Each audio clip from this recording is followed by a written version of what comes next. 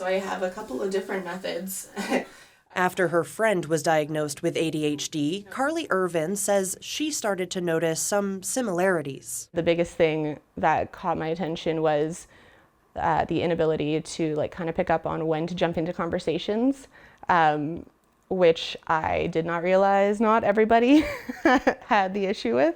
A year and a few appointments later, Irvin had her answer, along with a treatment plan. It was very freeing to kind of be like, okay, maybe it's not just me needing to feel like I'm different than everyone and it's a bad thing. Maybe it's a part of something I just need to understand. We know that women in their 30s and 40s are the group that's getting diagnosed at the highest rate right now, which is shocking. Emma Climie is collecting stories like Irvin's for her research at the University of Calgary. She's recruiting hundreds of Canadian women and girls with or without ADHD to take part in a study.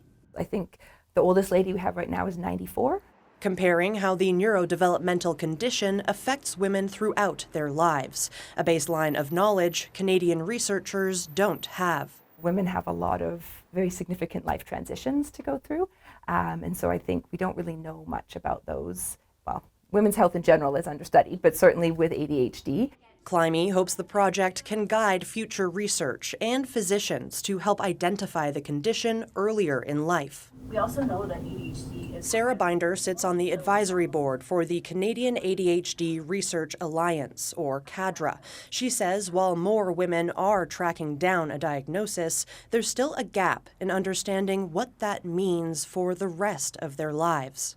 A lot of women who have previously been undiagnosed with ADHD will have much more severe postpartum depression and anxiety. And then now we see a lot more women paying attention to the hormonal fluctuations of perimenopause, where we see estrogen fluctuations for 5 years or more before actual menopause.